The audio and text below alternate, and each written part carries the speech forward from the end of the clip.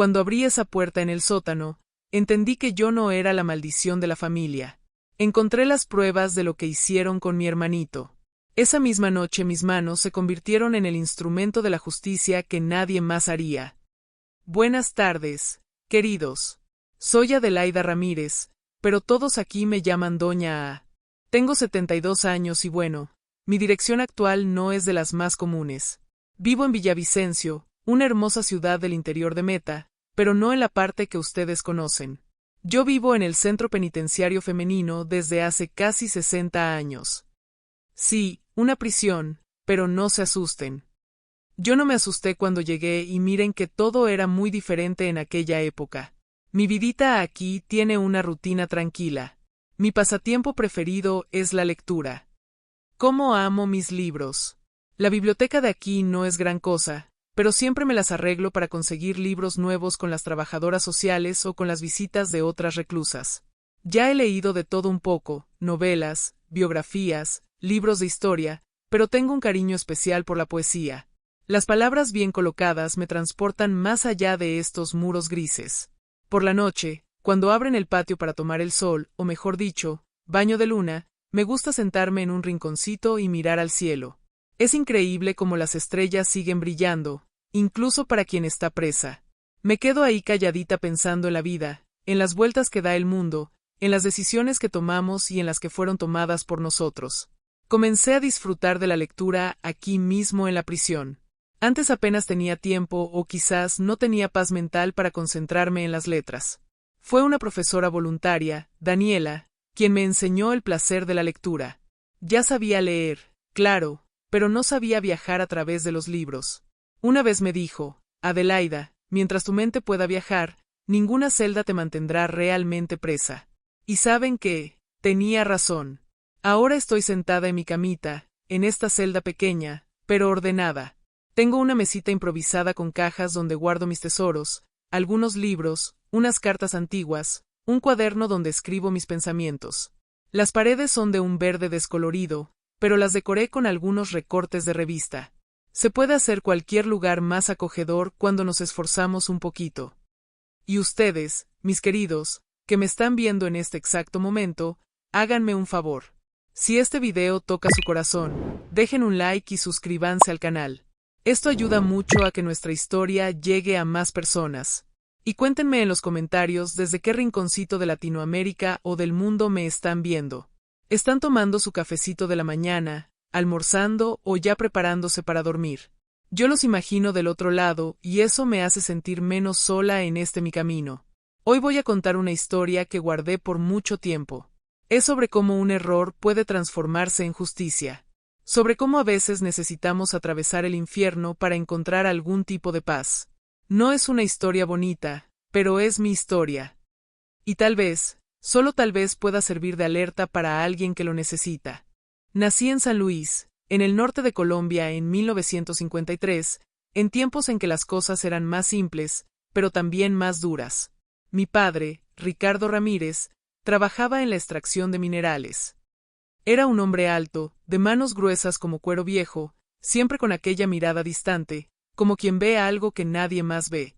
Mi madre, Mariana Ramírez, era costurera de primera. Hacía vestidos que las mujeres de la región se disputaban, principalmente para fiestas de boda y cumpleaños.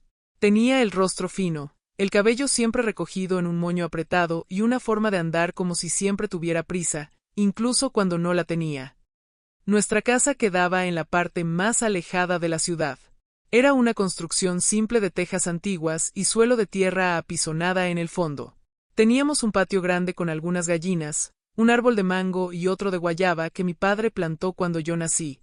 Para que la niña tenga que comer, decía. Pero aquellos árboles parecían más decoración que alimento. Nadie en casa me animaba a tomar las frutas como si no fueran para mí. La vida en casa tenía una rutina que no cambiaba mucho. Me despertaba con los primeros rayos de sol entrando por la ventanita del cuarto que compartía con mi hermano Mateo, 5 años menor que yo. Ah, Mateo, un niño menudo, de ojos grandes y curiosos, que parecía ver el mundo como un lugar mágico, mientras que yo ya había aprendido desde temprano que la magia no existía en aquella casa. Antes de ir a la escuela, ayudaba a mi madre a preparar el café. Después era una caminata de 20 minutos hasta la escuelita municipal. Me gustaba ese trayecto. Era el único momento del día en que sentía algo parecido a la libertad. La escuela era simple, con solo 3 salas, pero la profesora Carmen me trataba con un cariño que no conocía en casa. Fue ella quien se dio cuenta que tenía facilidad con las letras y me prestó los primeros libros. Después de la clase regresaba para ayudar a mi madre en las tareas de la casa. Lavar ropa, barrer, cuidar de Mateo. El niño era frágil. Había nacido con problemas de salud. Respira mal, decía mi padre, como si el simple acto de respirar pudiera hacerse de forma equivocada. Pero yo sabía que no era culpa de Mateo. Tenía lo que llamaban un soplo en el corazón. Necesitaba cuidados especiales. Por la noche, cuando mi padre volvía del trabajo, la casa se volvía diferente. El aire parecía más pesado, como si estuviera cargado de una tensión invisible. Cenábamos en silencio. Solo se escuchaba el tintineo de los tenedores en el plato. Si Mateo tosía durante la comida, mi padre golpeaba la mesa. Este niño vino con defecto, murmuraba, como si hablara con la comida. Las noches eran lo peor.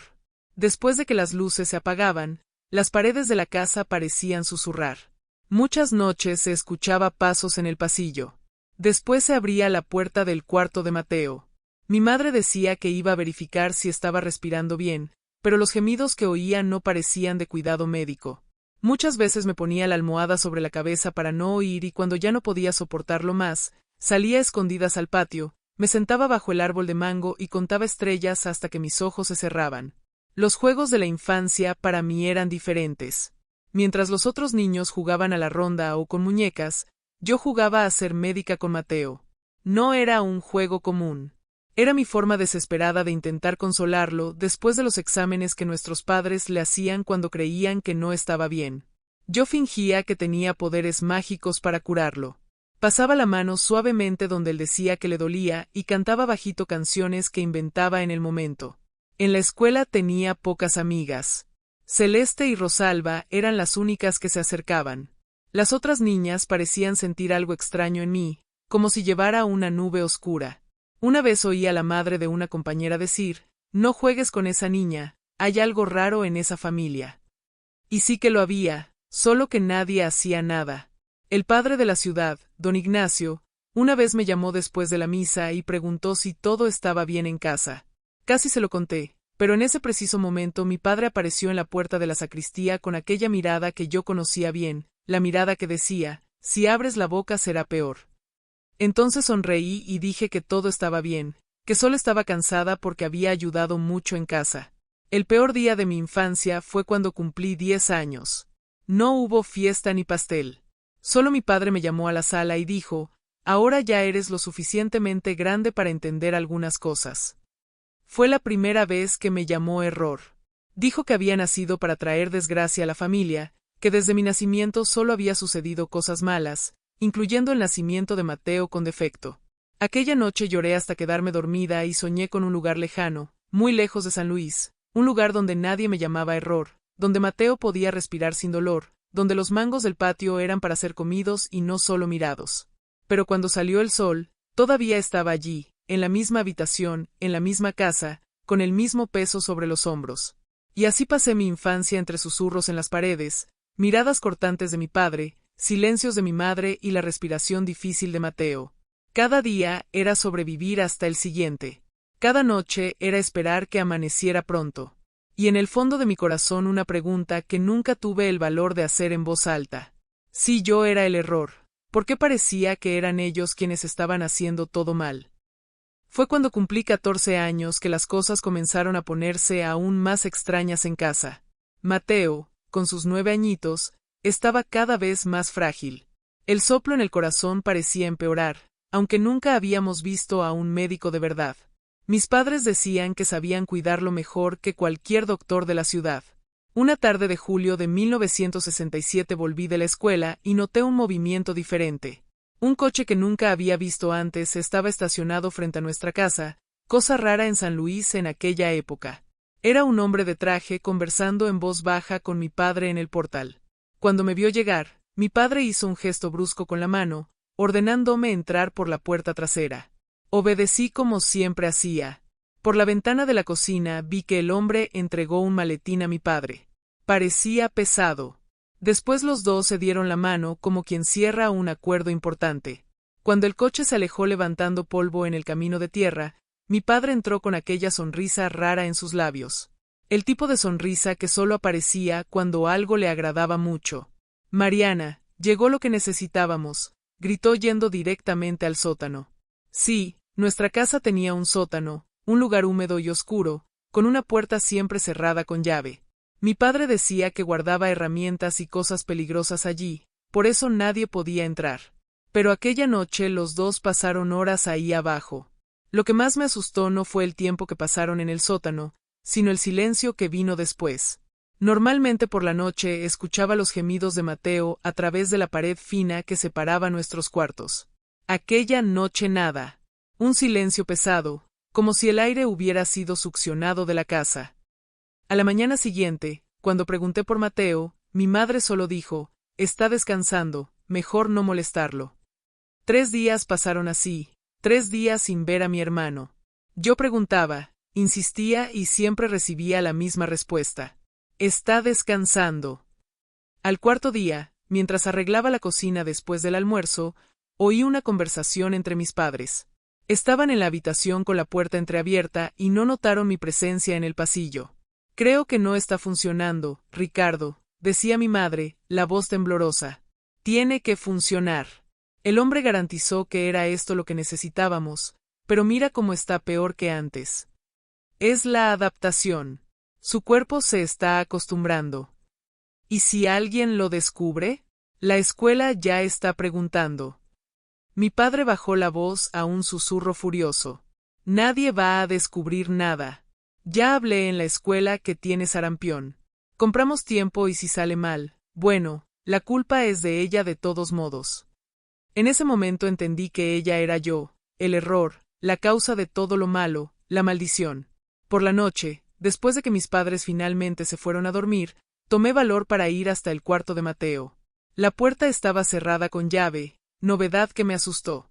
Pegué el oído a la madera y le llamé bajito. Mateo, soy yo, Adelaida. ¿Estás bien?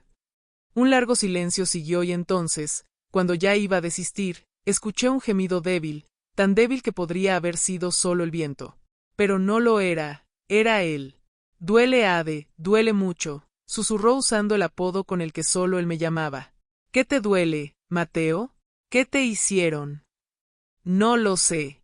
Hay algo en mi brazo y ellos filman. Aquello no tenía sentido. ¿Qué película? ¿Por qué filmar a un niño enfermo? Antes de que pudiera preguntar más, oí pasos en el pasillo. Corrí a mi habitación y fingí dormir con el corazón latiendo tan fuerte que creí que iba a explotar. Al día siguiente, durante el desayuno, noté que mi madre tenía ojeras profundas. Mi padre parecía nervioso mirando el reloj a cada momento. Necesito que vayas directamente a casa después de la escuela hoy, me dijo sin mirarme a los ojos. Tu madre y yo tenemos que ir a Tolima a buscar unas medicinas para tu hermano. Volveremos mañana. Aquello era extraño. Nunca me habían dejado sola en casa antes, pero acepté viendo allí una oportunidad. En la escuela no pude prestar atención a nada. La profesora Carmen hasta me preguntó si todo estaba bien, notando mi distracción. Casi le conté, casi pedí ayuda, pero las palabras de mi padre resonaban en mi cabeza. La culpa es de ella de todos modos, ¿y si fuera verdad? ¿Y si Mateo estuviera sufriendo por mi culpa? Cuando regresé a casa, el coche de mis padres ya no estaba allí. Entré despacio, el silencio pesando como plomo. Fui directamente al cuarto de Mateo, pero la puerta seguía cerrada con llave. Llamé su nombre varias veces, pero no hubo respuesta. Fue entonces cuando noté algo. La puerta del sótano estaba sin llave. Un fino rayo de luz escapaba por la rendija. Mi corazón se aceleró. En todos mis 14 años nunca había estado en aquel sótano. Estaba prohibido, era peligroso. Bajé los escalones de madera despacio, cada paso haciendo que el suelo viejo crujiera. El olor fue lo primero que noté, un olor fuerte a productos químicos mezclado con algo dulce y podrido. La luz venía de una lámpara débil colgada del techo. El sótano no era grande, pero estaba organizado como una especie de, no sé bien explicar, como un consultorio improvisado. Había una camilla en el centro con correas de cuero en los extremos, una mesa con instrumentos que nunca había visto antes, frascos con líquidos de colores extraños y en un rincón una máquina que reconocía de las clases de ciencias, un proyector de películas. A su lado una pila de latas redondas, filmes. Sentí que mi estómago se revolvía. Tomada por un impulso que no pude controlar, tomé una de las latas, la abrí y coloqué el rollo en el proyector, como había aprendido en la escuela. Encendí el aparato apuntando hacia la pared blanca. Las imágenes que aparecieron me hicieron caer de rodillas. Era Mateo, mi pequeño Mateo, amarrado a aquella misma camilla. Mi padre le aplicaba una inyección en el brazo mientras mi madre ajustaba algo en un aparato al lado. El rostro de mi hermano se contorsionaba de dolor, pero no había sonido en la película, solo imágenes crudas en blanco y negro de su sufrimiento. Cambié a otra película y otra más. Años de tratamientos, años de experimentos, años de mi hermano siendo usado como no consigo ni decir la palabra. Algunas películas mostraban procedimientos tan crueles que tuve que apartar la mirada. En otras solo lo medían, anotaban cosas como un estudio científico macabro. La última película que vi mostraba a Mateo mucho más delgado, casi irreconocible, ya no se movía, solo miraba fijamente a la cámara como si implorara, como si supiera que ese sería su último registro. Cuando la proyección terminó, me quedé allí parada en la oscuridad, sin poder llorar, sin poder gritar. Un adormecimiento se apoderó de mi cuerpo. Ya no era dolor o miedo lo que sentía, era otra cosa, algo que crecía dentro de mí como una tormenta. Volví al piso de arriba e intenté nuevamente abrir la puerta del cuarto de Mateo. Esta vez empujé con toda la fuerza, lanzando mi cuerpo contra la madera. La cerradura vieja cedió. La puerta se abrió con un crujido. El cuarto estaba vacío. La cama arreglada como si nadie hubiera dormido allí en días. Los pocos juguetes que tenía organizados en el estante. En la pared, un calendario donde mi madre marcaba los días con una X roja. La última marca era de hacía 3 semanas. Me senté en su cama y finalmente las lágrimas llegaron. Lloré por horas, abrazada a la almohada que aún conservaba su olor. Lloré hasta no tener más lágrimas. Cuando llegó la noche, ya lo sabía. Mateo no estaba descansando. Mateo no estaba en ningún lugar. Las películas que vi fueron los últimos registros de él. Lo que no entendía era por qué mis propios padres harían esto, qué tipo de personas eran. Aquella misma noche encontré una caja debajo de la cama de mis padres. Dentro había cartas de un tal Centro de Investigaciones Médicas Especiales, cartas mencionando pagos por resultados, mencionando cómo el espécimen era perfecto para las pruebas debido a su condición cardíaca rara. El espécimen era Mateo. Mi hermano había sido vendido para experimentos y no solo vendido, usado por sus propios padres como conejillo de indias durante años. La última carta felicitaba a mis padres por los datos recolectados y lamentaba la pérdida del espécimen, pero garantizaba que las informaciones serían valiosas para la ciencia. Había un cheque adjunto, una cantidad que para nuestra familia humilde era una fortuna. Fue como si algo dentro de mí se rompiera. No era yo la maldición de la familia. No era yo el error. El verdadero error estaba ahí delante de mis ojos, en aquellas cartas, en aquellas películas, en toda aquella casa. Pasé la noche despierta, sentada en la cocina, las pruebas esparcidas en la mesa, esperando. El odio que crecía dentro de mí era calmo, casi sereno. Cuando el sol comenzó a salir, oí el coche llegando. Oí las voces de mis padres animadas hablando sobre los nuevos encargos que traían. Y cuando abrieron la puerta y me vieron allí sentada con todas las pruebas expuestas, sus rostros cambiaron. No vi miedo como esperaba. Vi rabia, como si yo hubiera estropeado algo muy preciado. Así que la maldición descubrió nuestro secretito, dijo mi padre arrojando el maletín al suelo. Y yo, por primera vez en la vida, no bajé la cabeza. Los miré directamente y pregunté, ¿qué le hicieron a Mateo? ¿Dónde está mi hermano? La respuesta de mi madre me golpeó como una bofetada. Enterrado en el patio, debajo de aquel árbol de mango que tanto te gusta. Fue el único servicio que prestó aquel inútil, abonar un árbol. Las palabras de mi madre resonaban en mi cabeza mientras miraba a aquellos dos extraños frente a mí, porque eso es lo que eran, extraños, no padre y madre, no familia, solo dos personas que nunca conocí realmente. No se lo vas a contar a nadie, dijo mi padre. No como pregunta, sino como orden. Nadie le creería a una niña como tú, la hija problemática, la que siempre dio problemas. Mi madre se acercó. Su perfume era empalagoso, invadiendo mi espacio y me acarició el cabello de un modo que debería parecer maternal, pero solo me causó escalofríos. Adelaida, hija mía, tienes que entender. Lo que hicimos fue importante para la ciencia, para el futuro. Tu hermano ya estaba condenado con aquel corazón defectuoso. Por lo menos así, su corta vida sirvió para algo más grande. Aparté su mano con un movimiento brusco. ¿Algo más grande? Lo torturaron. Vi las películas. Le suplicaba que pararan. Mi padre dio un puñetazo en la mesa que hizo saltar todo. Tú no entiendes nada. Aquel centro nos contactó cuando supieron de su condición rara. Nos ofrecieron dinero, mucho dinero. ¿Sabes lo que podemos hacer con ese dinero? Salir de esta ciudad, comenzar una nueva vida, darte las cosas que nunca tuviste.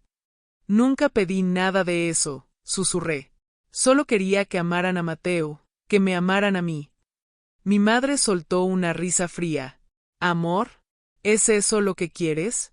El amor no llena barrigas, niña. El amor no paga cuentas. El sol de la mañana me cegó momentáneamente. ¿Cuántos días había pasado en aquel sótano oscuro? 3, 4. Parecía una eternidad. Mi primer impulso fue correr, huir lo más lejos posible. Pero entonces mis ojos se posaron en el árbol de mango, el mismo mango bajo el cual me sentaba para contar estrellas. El mismo mango que, según mi madre, tenía a mi hermano enterrado debajo. Me acerqué despacio. La tierra alrededor parecía normal, sin señales de haber sido removida. ¿Habrían mentido sobre eso también? En ese momento oí un grito que venía de la casa. Habían descubierto que me había escapado. No había tiempo para investigar el árbol. Necesitaba huir. Corrí hacia la calle sin destino fijo. Solo corrí. La ciudad aún estaba despertando. Pocas personas en las calles. Una señora barriendo la acera me miró con extrañeza. Debía estar hecha un desastre, sucia, despeinada, con un cuchillo en la mano. Niña, ¿está todo bien?, preguntó genuinamente preocupada. Me detuve sin aliento. Abrí la boca para responder. Pero, ¿qué diría? Mis padres mataron a mi hermano en experimentos y ahora quieren hacer lo mismo conmigo. ¿Quién me creería? La vacilación me costó cara. Un grito detrás de mí. Mi padre corriendo por la calle. Agárrenla. Está teniendo un ataque. Necesita ayuda. La señora retrocedió asustada, mirando desde mi cara aterrorizada hasta el cuchillo en mi mano. Claro que le creería a él, no a mí. Volví a correr. ¿Hacia dónde? La comisaría quedaba lejos, al otro lado de la ciudad. La escuela estaba cerrada a esa hora. Pensé en la iglesia, en el padre Ignacio, pero ¿confiaría en él? La última vez que casi pedí ayuda, mi padre apareció justo a tiempo para impedirlo. Acabé escondiéndome en los matorrales detrás del cementerio municipal.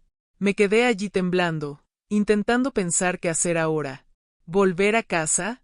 No, esa no era una opción. Si intentaba contárselo a alguien, ¿quién le creería a una adolescente acusando a sus propios padres de monstruosidades? Las horas pasaron, el hambre apretaba, la sed también. Cuando llegó la noche, todavía estaba allí escondida sin saber qué hacer. Al día siguiente tomé valor y me acerqué a un puesto de periódicos. El dueño, don Miguel, era conocido por ser caritativo. Cuando me vio, abrió mucho los ojos. Adelaida, niña, tus padres te están buscando por toda la ciudad. Dicen que huiste de casa después de... Vaciló. ¿Después de qué? Pregunté temiendo la respuesta. Después de atacarlos con un cuchillo. Dicen que no estás bien de la cabeza, que desde la muerte de tu hermanito cambiaste. Mi sangre se heló. Muerte de Mateo. ¿Cuándo fue eso? La semana pasada, ¿no fue? Tu padre dijo que finalmente sucumbió a la enfermedad del corazón. Toda la ciudad está consternada. Y ahora tú así. Habían creado la historia perfecta. El hijo enfermo que finalmente murió, la hija traumatizada que enloqueció con la pérdida. ¿Quién lo cuestionaría? Don Miguel, intenté, la voz fallando. No les crea, por favor. Ellos hicieron cosas terribles a Mateo. Yo lo vi. Tengo pruebas. Don Miguel me miró con lástima. Aquella mirada que los adultos dan a los niños que cuentan historias fantasiosas. Querida, necesitas ayuda. Déjame llevarte de vuelta a casa. Tus padres están preocupados. No, grité alejándome. Me entregarán al hombre de gafas. Me harán lo que le hicieron a Mateo.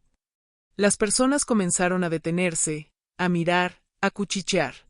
Yo estaba haciendo exactamente lo que ellos esperaban, pareciendo loca, descontrolada, confirmando la historia que habían difundido. Huí nuevamente. Vagué por las calles todo el día, evitando ser vista. Por la noche volví a esconderme en los matorrales. Estaba hambrienta, sucia, desesperada. Y lo peor, sabía que no podía continuar así para siempre. En algún momento sería encontrada. Al tercer día de fuga tomé una decisión. Volvería a casa. No para entregarme, sino para tomar las pruebas, las películas, las cartas del centro. Sin ellas era solo mi palabra contra la de ellos. Y en San Luis, en la década de los 60, la palabra de un hombre respetado como mi padre valía más que la de una adolescente perturbada. Esperé hasta el final de la tarde, cuando sabía que mi padre estaría en el trabajo. Vi a mi madre salir para ir a la tienda. La casa quedaría vacía durante al menos media hora. Entré por la parte trasera usando la llave que siempre estaba escondida debajo de una maceta. La casa estaba silenciosa con aquel aire pesado de siempre. Bajé directo al sótano, sabiendo exactamente lo que buscaba. Las latas de película estaban allí apiladas en un rincón, las cartas también. Lo coloqué todo en una bolsa de tela que encontré colgada. Estaba a punto de salir cuando oí pasos en el piso de arriba. Sabía que volverías. La voz de mi madre, fría como el hielo, venía desde lo alto de la escalera. Comenzó a bajar lentamente, cada paso resonando en el sótano vacío. En las manos traía algo que nunca había visto antes, una jeringa llena de un líquido amarillento. El doctor dejó esto en caso de que dieras problemas antes de que él volviera, dijo, mostrando la jeringa. Para calmar, para hacer la transición más suave. Retrocedí hasta chocar con la pared. No había dónde huir. ¿Por qué?, pregunté, la voz casi un susurro. ¿Por qué le hicieron esto a Mateo? ¿Por qué quieren hacérmelo a mí? Ella inclinó la cabeza como si la pregunta fuera curiosa. Al principio era solo por el dinero. Estábamos hundidos en deudas. El centro ofreció una cantidad que lo resolvería todo. Tu padre aceptó inmediatamente. Yo vacilé, lo confieso. Pero después del primer pago me di cuenta de que podríamos tener la vida que siempre soñé. Ella dio un paso más en mi dirección. Pero después se volvió más que eso. Era fascinante ver los resultados, ver hasta dónde aguanta el cuerpo humano. El doctor decía que estábamos haciendo historia. Y ahora contigo las posibilidades son aún mayores. Tú no eres mi madre, dije, las lágrimas corriendo por mi rostro. Una madre de verdad nunca haría esto. Algo brilló en sus ojos, rabia, arrepentimiento, pero pronto desapareció. Ser madre fue un error. Tú fuiste un error. Mateo fue un error. Pero ahora puedo arreglarlo todo. Avanzó con la jeringa. Me agaché, la bolsa con las pruebas aún firme en mis manos. En la desesperación, mis dedos encontraron algo duro y frío en el suelo. Uno de los instrumentos metálicos que usaban en los experimentos. Lo que sucedió después parece un borrón en mi memoria. Recuerdo el movimiento rápido que hice, el sonido metálico, el grito de ella y después el silencio. Cuando recuperé la plena conciencia, mi madre estaba caída en el suelo del sótano, un instrumento metálico a su lado. Sangre, mucha sangre. Subí las escaleras tambaleándome, todavía sosteniendo la bolsa con las pruebas. En la cocina vomité todo lo que no tenía en el estómago. Después me senté a la mesa mirando a la nada, esperando. Era solo cuestión de tiempo hasta que mi padre volviera. ¿Y qué pasaría entonces? Sabía que debería huir, correr lo más lejos posible. Pero, ¿hacia dónde? Con 14 años, sin dinero, sin documentos, ¿a dónde iría? E incluso si huyera, ¿quién garantizaría que no harían esto con otros niños? El centro seguiría buscando voluntarios. Mis padres encontrarían otros especímenes. Mientras esperaba, una certeza crecía dentro de mí. Lo que estaba pasando en aquella casa necesitaba parar definitivamente, para siempre. El reloj en la pared de la cocina marcaba las 7 cuando oí el coche de mi padre estacionando. El sonido familiar de los neumáticos en la tierra, de la puerta cerrándose, de los pasos pesados en el portal. No me moví. Seguí sentada a la mesa, las pruebas esparcidas frente a mí, las manos manchadas de rojo. Una calma extraña se había apoderado de mí, como si estuviera observando todo desde fuera de mi propio cuerpo. Mariana, ¿dónde estás, mujer? La voz de él resonó por la casa. Después más bajo, como si hablara consigo mismo. ¿Habrán encontrado a la niña? Los pasos se acercaron a la cocina. Cuando mi padre apareció en la puerta, su rostro pasó rápidamente de la sorpresa a la furia. Sus ojos fueron de mis manos sucias a las latas de película sobre la mesa, después a mi rostro impasible. ¿Qué hiciste?, gruñó avanzando. ¿Dónde está tu madre? En el sótano, respondí, la voz saliendo demasiado calmada para la situación. Con Mateo, donde los dos pertenecen. Él me agarró del brazo, levantándome de la silla con tanta fuerza que sentí mi hombro crujir. Su aliento aguardiente golpeó mi cara cuando gritó. ¿Qué quieres decir con eso? ¿Qué has hecho? No respondí. Solo lo miré a los ojos sin parpadear, sin miedo. Aquello pareció asustarlo más que cualquier palabra. Me soltó como si mi piel quemara y corrió hacia el sótano. El grito que oí a continuación no parecía humano, era algo primitivo, animal. Después, pasos tropezados subiendo la escalera. Cuando volvió a la cocina, parecía haber envejecido 10 años. El rostro pálido, los ojos vidriosos. Tú, balbuceó señalándome, incapaz de completar la frase. No me moví. Iba a darme la misma inyección que le dieron a Mateo, la que lo mató. ¿Qué esperabas que hiciera? ¿Dejar que ustedes me vendieran a ese centro también? Mi padre se tambaleó hasta la mesa, apoyándose en ella para no caer. Por un momento vi algo como confusión en su rostro, tal vez remordimiento, pero duró solo un segundo. La rabia volvió con fuerza total. Lo has destruido todo, dijo la voz baja y peligrosa.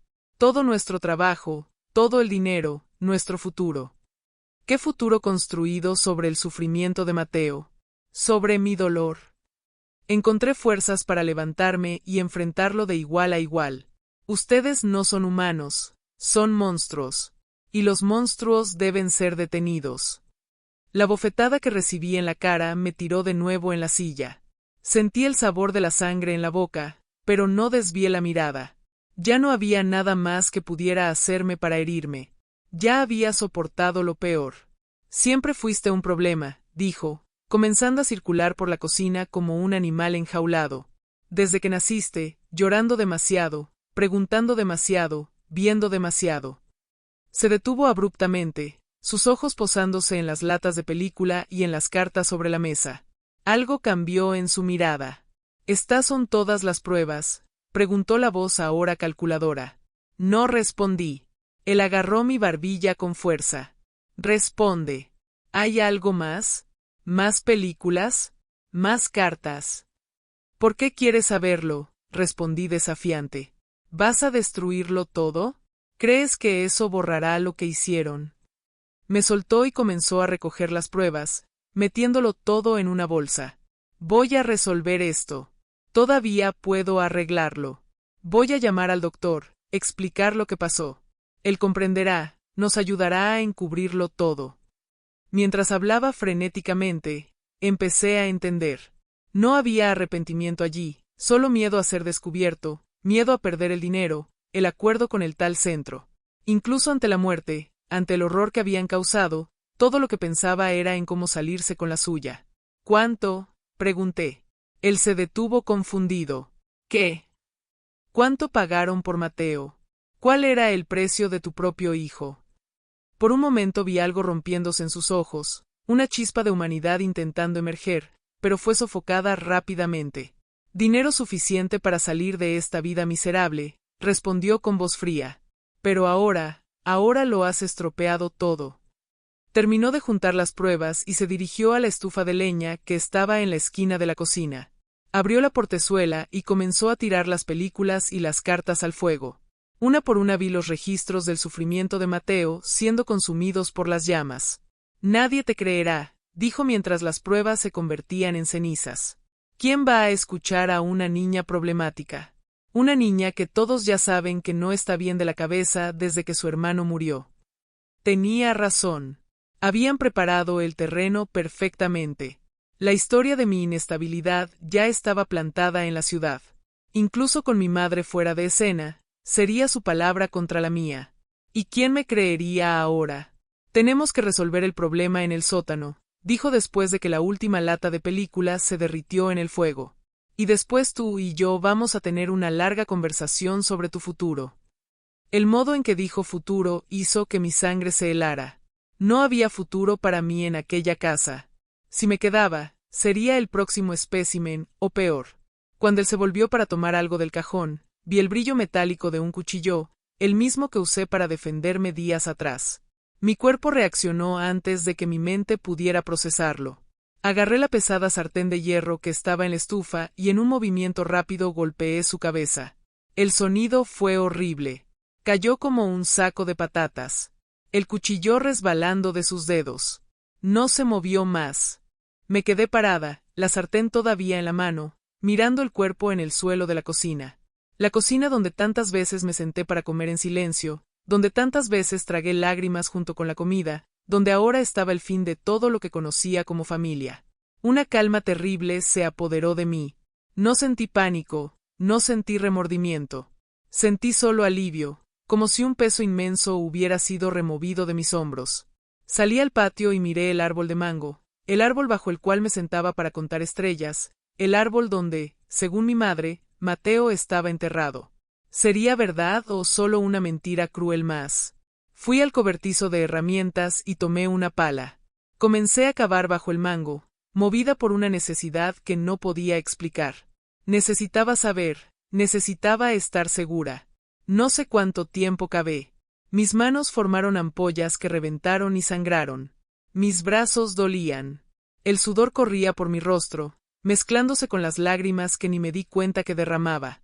Cuando la pala finalmente golpeó algo sólido, mi corazón se detuvo por un segundo. Era una caja, una pequeña caja de madera, demasiado pequeña para un cuerpo. Cuando la abrí, encontré dentro solo un oso de peluche viejo, el favorito de Mateo, junto a un pedazo de papel con la caligrafía de mi madre. Experimento 37. Descartado en el río Magdalena. Caí de rodillas sollozando. Ni siquiera una tumba verdadera le dieron a mi hermano.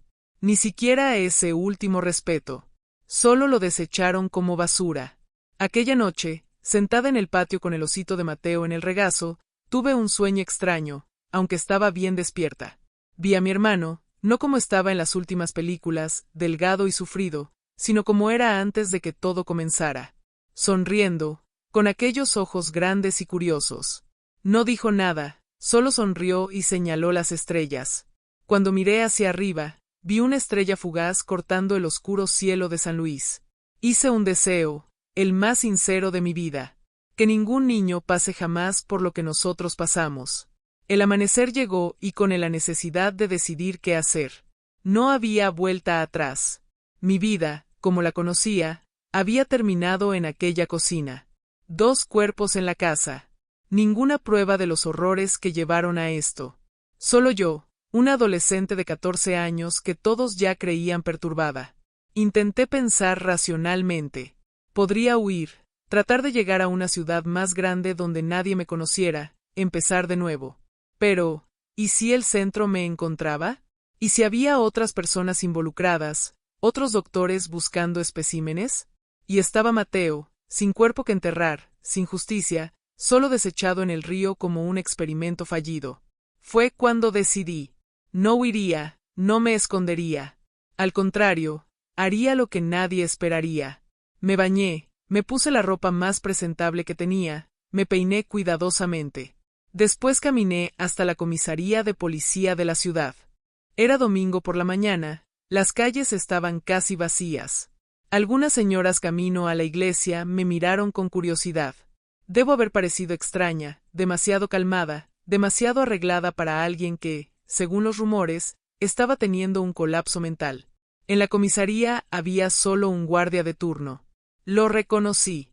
Rodrigo, un hombre de mediana edad que a veces jugaba a las cartas con mi padre. Cuando me vio, frunció el ceño confundido. Adelaida, ¿qué haces aquí, niña? Tu padre te está buscando por todas partes. Lo sé, respondí con voz firme. Y es sobre el que vine a hablar. Le conté todo, sin emoción, sin lágrimas, solo hechos. Los experimentos con Mateo, las cartas del centro, el dinero, los planes para mí, lo que pasó en el sótano, lo que hice en la cocina, el osito bajo el mango, el cuerpo en el río. Al principio, el guardia me miraba con escepticismo, después con horror creciente. Cuando terminé estaba pálido. Niña, eso es muy grave. ¿Tienes pruebas de todo esto? Las tenía, respondí sinceramente. Películas, cartas, pero mi padre quemó todo antes de que lo detuviera. Él se pasó la mano por el rostro, pareciendo envejecer 10 años en aquellos minutos. Sin pruebas queda tu palabra contra nadie ahora. Por lo que entendí, existe el hombre del centro, sugerí. El doctor de gafas. Él debe saber todo. ¿Y tú crees que él va a admitir su participación en esto? Si es verdad, él es tan culpable como tus padres. Yo ya esperaba eso. Ya sabía que incluso confesando sería difícil probar lo que había sucedido, pero no me importaba. No había venido por la justicia convencional. No necesito que crean todo, dije finalmente. Solo necesito que vean lo que está allá en casa. Y después haga lo que tenga que hacer conmigo. El guardia llamó refuerzos. 1 hora después, nuestra casa estaba rodeada de policías. Encontraron exactamente lo que dije que encontrarían. El cuerpo de mi madre en el sótano, el cuerpo de mi padre en la cocina, el laboratorio improvisado, la cajita con el osito de Mateo bajo el mango. Lo que no encontraron fueron las pruebas de los experimentos, las películas, las cartas. Todo se había convertido en cenizas. Fui llevada a la comisaría no como testigo, sino como sospechosa. La principal sospechosa. La hija problemática que mató a los padres en un acceso de locura tras la muerte del hermano enfermo.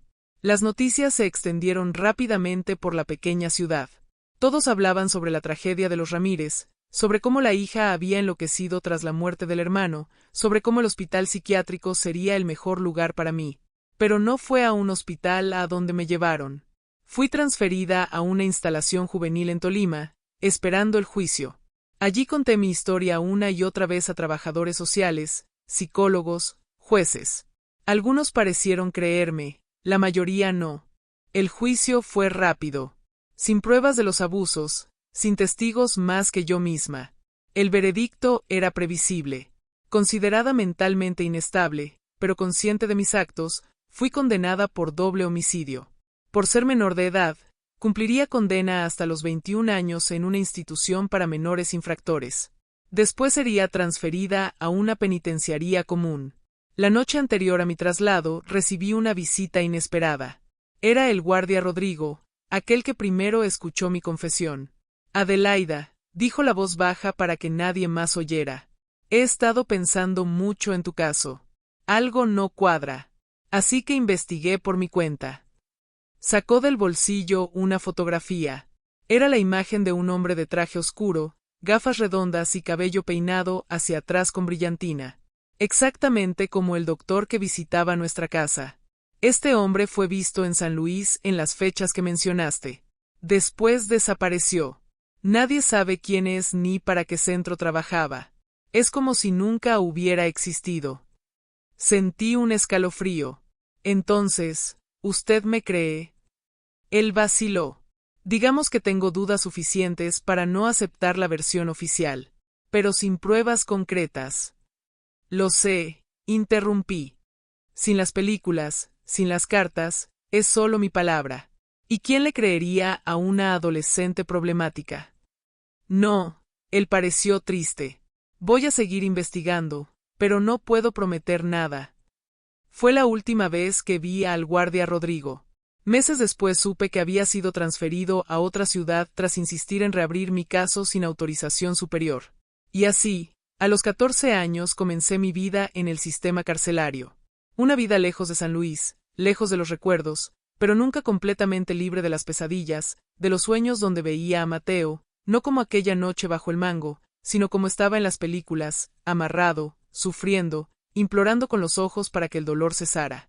Los años en la institución para menores infractores en Tolima fueron duros, pero de cierta forma menos crueles que mi propia casa en San Luis. Por primera vez en la vida tenía 3 comidas garantizadas al día, un colchón solo para mí y principalmente nadie llamándome error o maldición. Claro, no era un paraíso. Las otras chicas me evitaban cuchicheando por los rincones sobre la loca que mató a sus padres.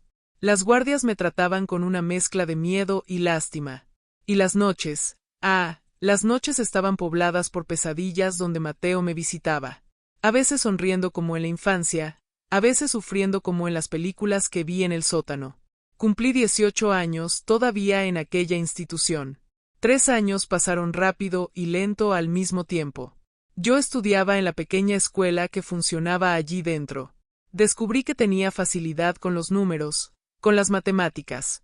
Es raro ver a alguien con tanto talento para los cálculos, decía la profesora Beatriz, una señora de cabello gris que fue la primera persona en tratarme como gente en mucho tiempo. Fue ella quien me animó a seguir estudiando, incluso sabiendo que mi destino al cumplir 21 años sería una penitenciaría común.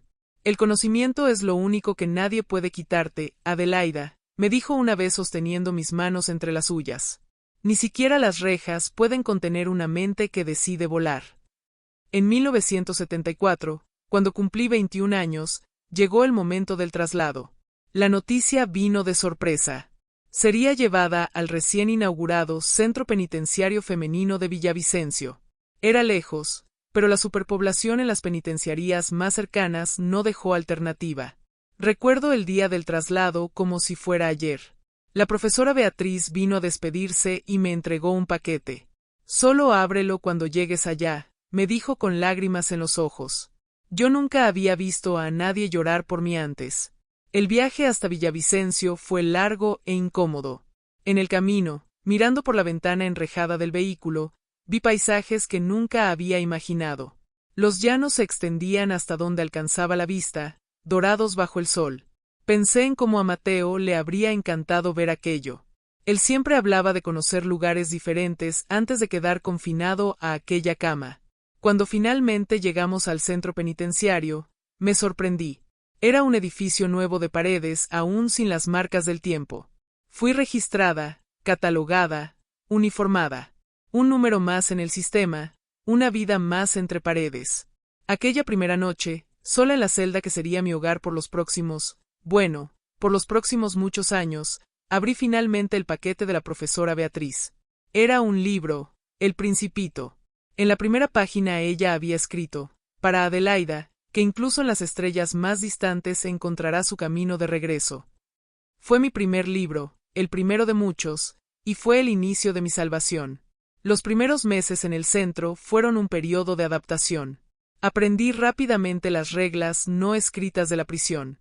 ¿Quién mandaba? ¿De quién acercarme? ¿A quién evitar? Por suerte, mi historia, o al menos la versión que constaba en mis registros, me garantizaba cierto respeto. Nadie se metía mucho con la chica que mató a sus padres. Había una mezcla de miedo y una extraña admiración. Fue en ese periodo que conocí a Florencia, una reclusa mayor que cumplía condena por haber envenenado a su marido. Él golpeaba a mis hijos, me contó una noche mientras compartíamos un cigarrillo contrabandeado. Intenté denunciarlo, huir, separarme. Nada funcionó. Entonces, un día mezclé raticida en su café. No me arrepiento ni un poquito. Florencia se convirtió en mi primera amiga de verdad. Tenía casi 40 años cuando nos conocimos, cabello ya gris en las sienes, manos callosas de quien trabajó duro toda la vida. Tenía un modo maternal, aunque era dura cuando lo necesitaba. Tal vez vio en mí a la hija que dejó atrás. Tal vez yo vi en ella a la madre que nunca tuve. Fue ella quien me enseñó a sobrevivir en la prisión, a hacer artesanía con materiales simples para ganar algún dinero, a negociar pequeños favores, a mantener la dignidad, incluso usando uniforme. El secreto no es tratar de escapar de estas paredes, decía, sino construir un mundo dentro de ellas. En 1980 comencé a estudiar formalmente. Primero terminé la educación básica, después la preparatoria. El aula improvisada en la prisión se convirtió en mi refugio, los libros en mi escape, los números en mis compañeros. Cuando terminé la preparatoria, la hermana Teresa trajo una propuesta que lo cambiaría todo. Un programa piloto donde las reclusas podrían cursar educación superior a distancia a través de correspondencia. Era experimental, burocrático, difícil, pero posible.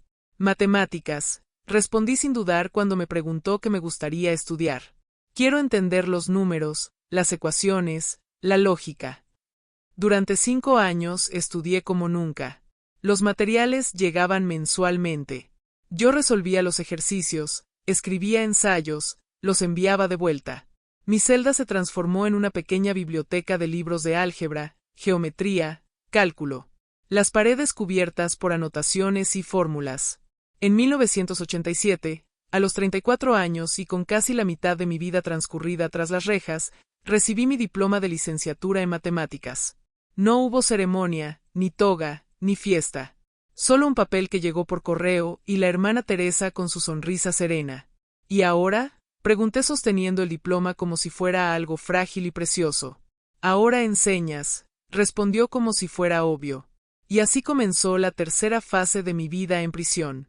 Con la autorización de la dirección inicié un programa de alfabetización para las reclusas. Al principio eran solo 3 alumnas temerosas y desconfiadas. En un año, más de la mitad de la población carcelaria femenina de Villavicencio pasaba al menos 1 hora por semana en mi aula improvisada. Enseñé a mujeres de todas las edades a leer, escribir, calcular. Mujeres que nunca tuvieron oportunidad de estudiar. Mujeres que, como yo, habían cometido errores, algunos terribles, otros solo resultado de vidas sin opciones. En 1990 la hermana Teresa enfermó.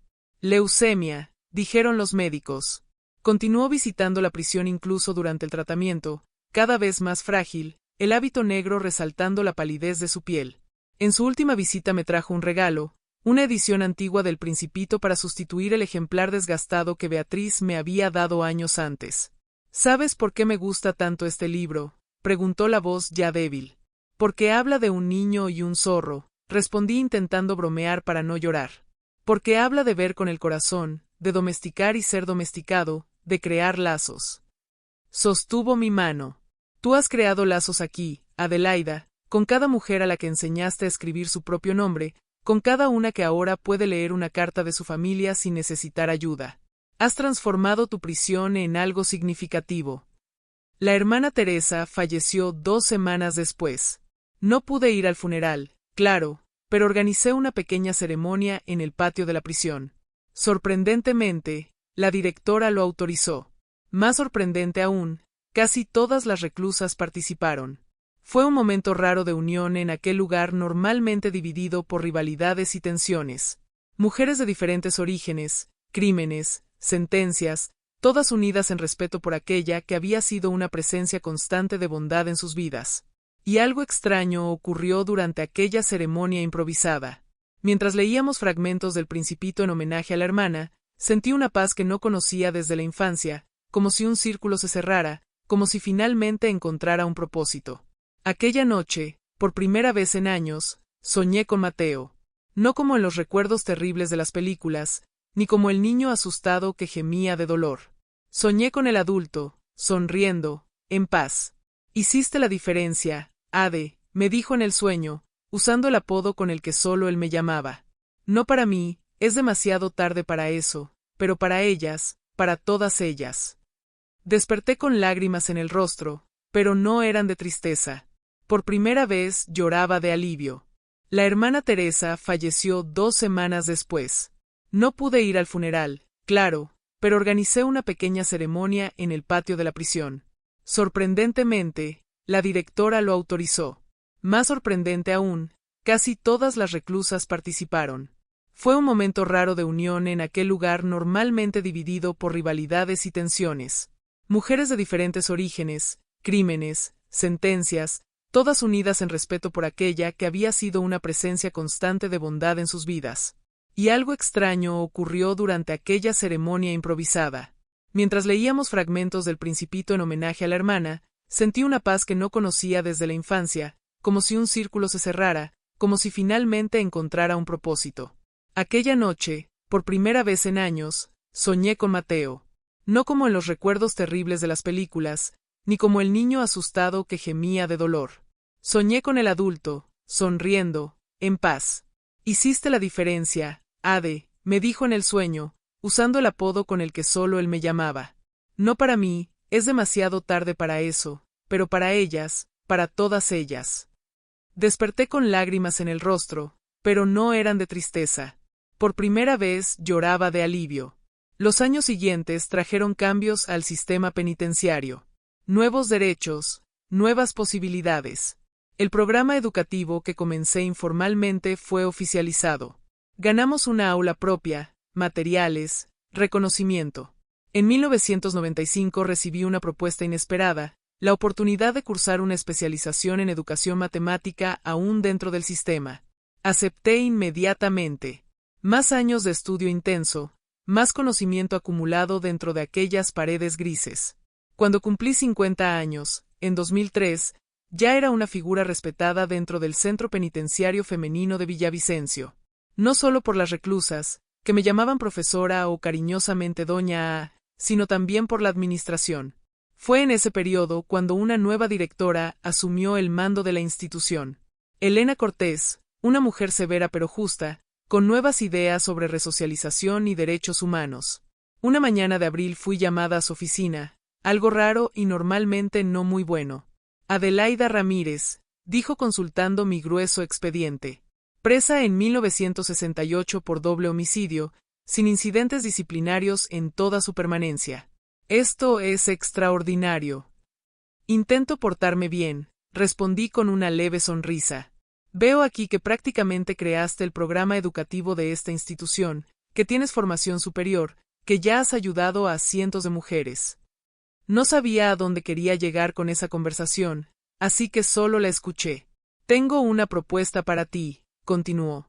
El Estado está implementando un programa de revisión de penas para casos antiguos.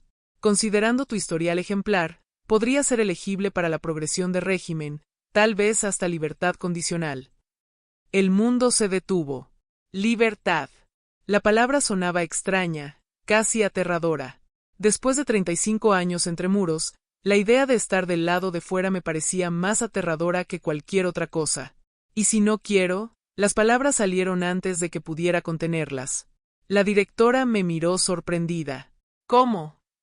Si no quiero. Estás hablando de libertad, Adelaida. Respiré hondo. ¿Qué haría yo allá afuera? No tengo familia, no tengo casa. Mi vida, mi trabajo está aquí dentro. Estas mujeres me necesitan. Elena Cortés se recostó en la silla, estudiándome con nuevos ojos. En 20 años de sistema penitenciario nunca escuché algo así. Pero entiendo. Has creado raíces aquí, has construido algo significativo. Después de un momento de silencio, propuso un término medio. Yo permanecería en el centro, pero con un estatus diferenciado.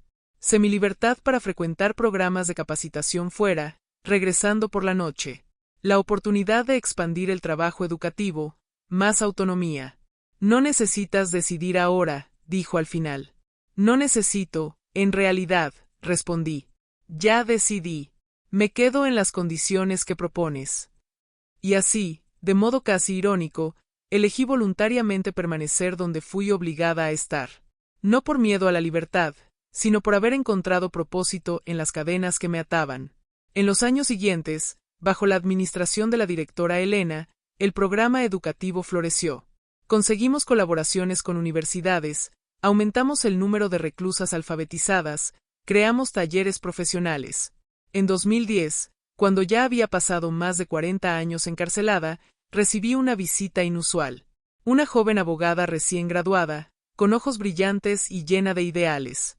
Mi nombre es Sofía Rodrigo, se presentó. Estoy revisando casos antiguos como parte de un proyecto de la Defensoría Pública.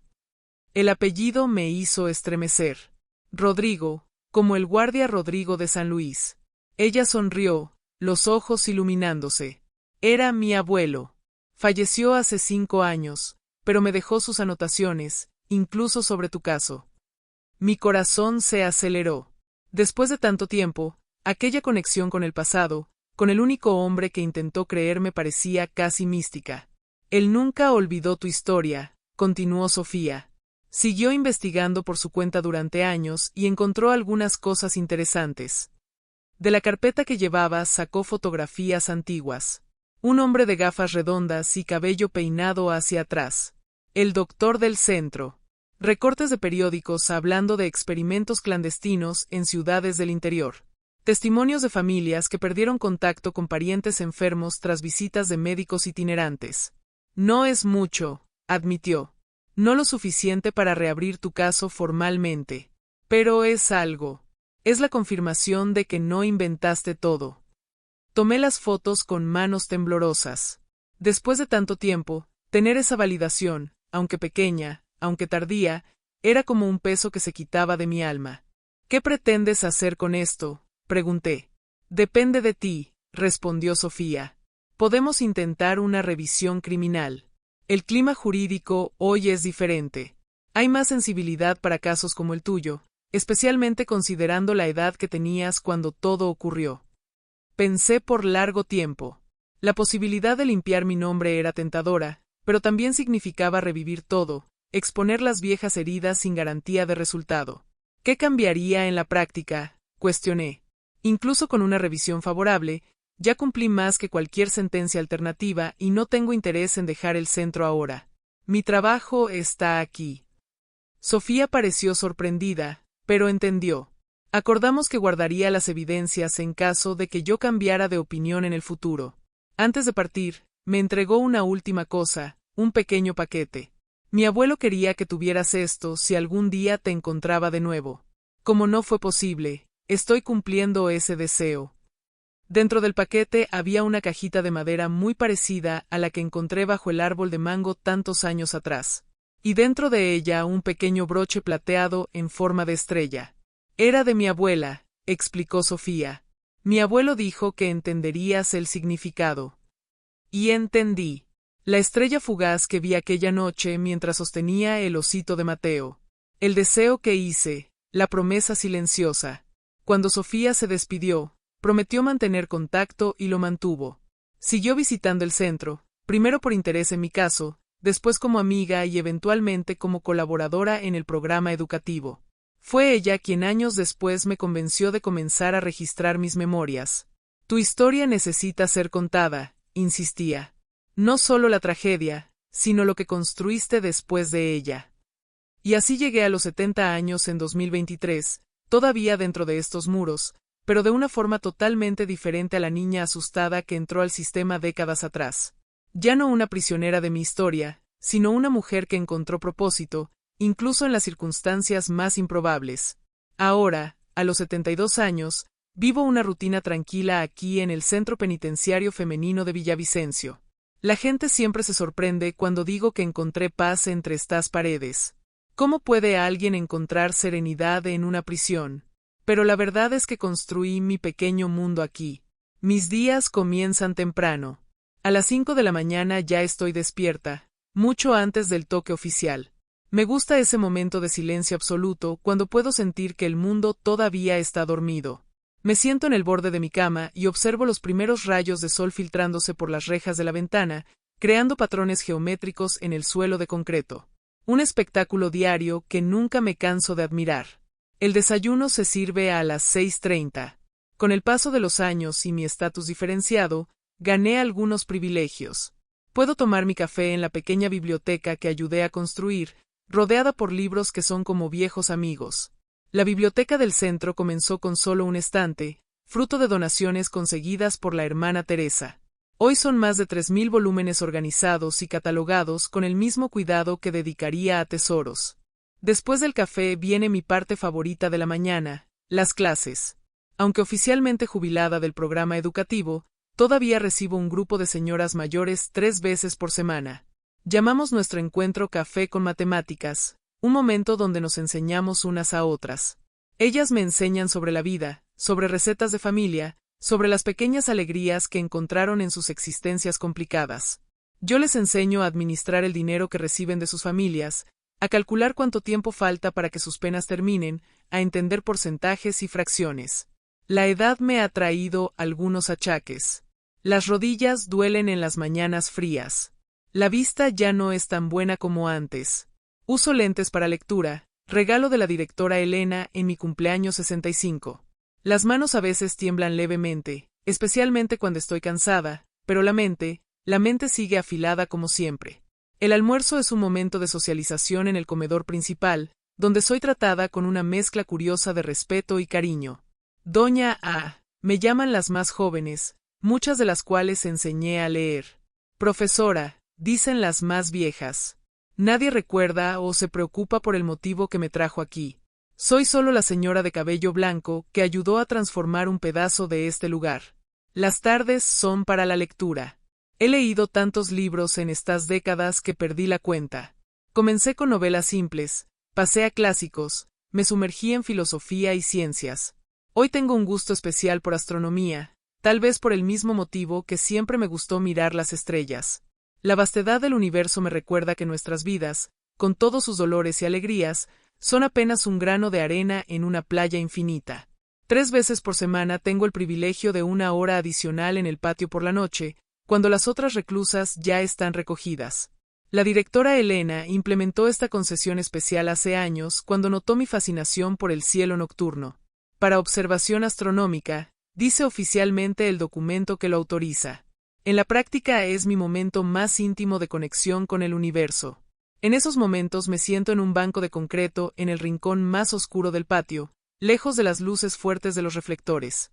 Desde allí puedo ver un pedazo generoso del cielo enmarcado por los muros altos. Sé identificar constelaciones, planetas, incluso algunos satélites que cruzan silenciosamente sobre nuestras cabezas. Cuando hay luna llena, me gusta observar sus cráteres, imaginando cómo sería pisar aquella superficie distante. Fue durante una de esas sesiones de contemplación, hace algunos años, que tuve una epifanía. Mirando hacia Vega, una de las estrellas más brillantes de nuestro cielo, recordé que su luz tardó 25 años en llegar hasta nosotros. Es decir, estaba viendo la estrella como era cuando yo tenía unos 45 años. Y se me ocurrió también, nuestros actos y elecciones viajan por el tiempo, afectando a personas mucho después de que fueron realizados.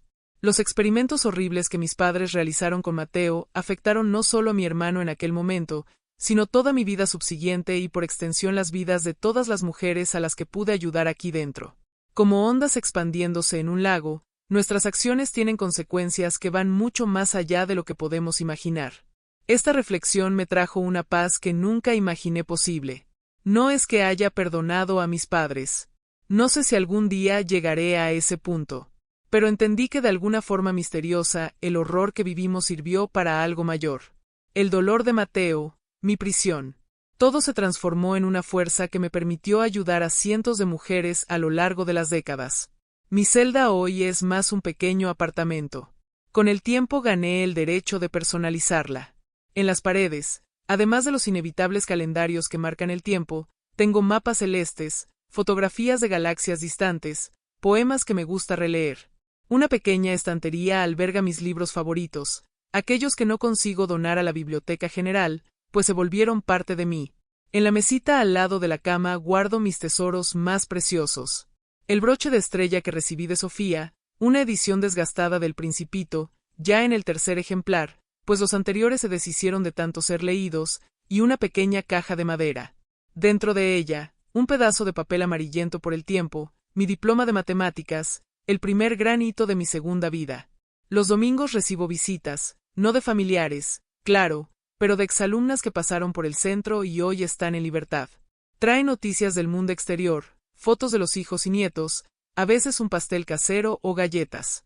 Es mi forma de familia construida no por lazos de sangre, sino por conexiones más profundas. Sofía Rodrigo, ahora una abogada respetada en la región, viene regularmente. Fue ella quien me convenció de comenzar a registrar mis memorias. Su historia no puede morir con usted, doña A, insiste. Tiene que servir de lección sobre el mal que los humanos pueden hacerse unos a otros, pero principalmente sobre cómo es posible reconstruirse de las cenizas. En los últimos 2 años comencé a grabar pequeños videos con autorización especial de la administración. Hablo sobre mi vida, sobre el sistema penitenciario, sobre educación y redención. Sofía los publica en una plataforma en Internet, siempre protegiendo mi identidad. Memorias de las abuelas, llamamos al proyecto. Las noches son para reflexión. Cuando las luces se apagan, me gusta sentarme junto a la ventana, observando las estrellas, conversando silenciosamente con Mateo. No como en los primeros años de prisión, cuando eran diálogos cargados de culpa y dolor. Ahora son conversaciones tranquilas donde le cuento sobre mi día, sobre los libros que leí, sobre las pequeñas alegrías que encontré. No tengo ilusiones sobre el futuro. Con 72 años y una sentencia perpetua, sé que moriré entre estas paredes. Pero no me entristece. Aquí encontré mi propósito, mi paz. Aquí transformé una condena en misión. Aquí, de forma improbable, construí una vida que tiene sentido. Cuando la gente me pregunta si me arrepiento de lo que hice en aquella cocina en San Luis hace tantas décadas, respondo con sinceridad. Me arrepiento del dolor, no de la justicia. Si pudiera volver en el tiempo, tal vez buscaría otro camino, denunciar en vez de actuar por cuenta propia.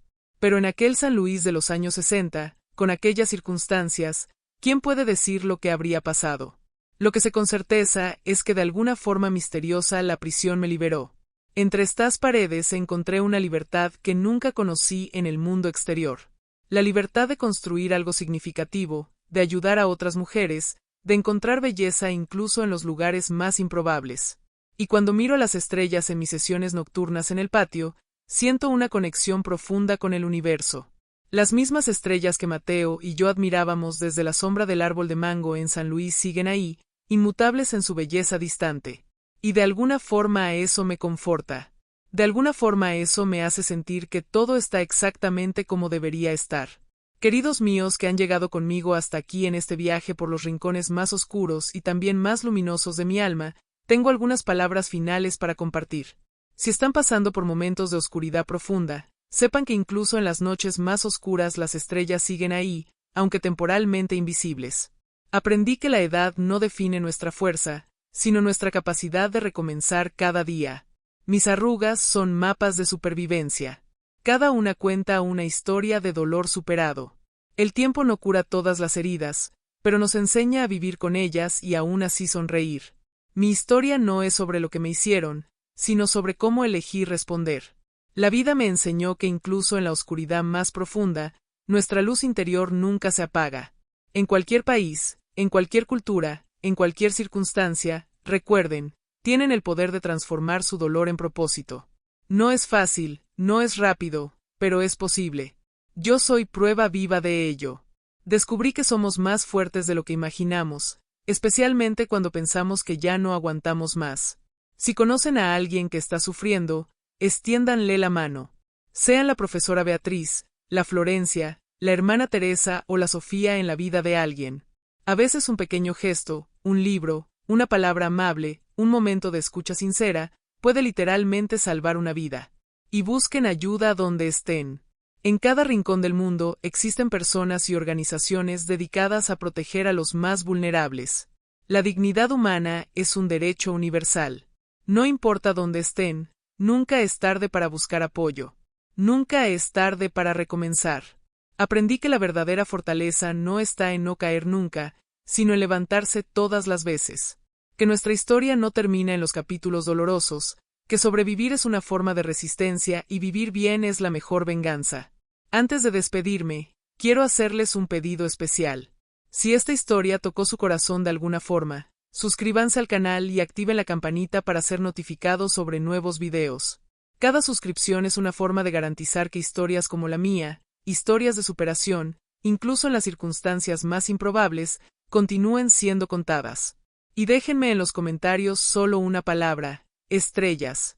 Esa palabra será nuestro código secreto, una forma de que yo sepa que ustedes acompañaron mi jornada hasta el final, que entendieron que incluso en las noches más oscuras hay luz allá arriba guiándonos. Háganlo ahora. No esperen ni un minuto más. Gracias por escucharme. Por permitir que una señora de 72 años desde dentro de una prisión en Villavicencio pueda tal vez tocar sus vidas de alguna forma. Cada noche cuando mire al cielo, los recordaré.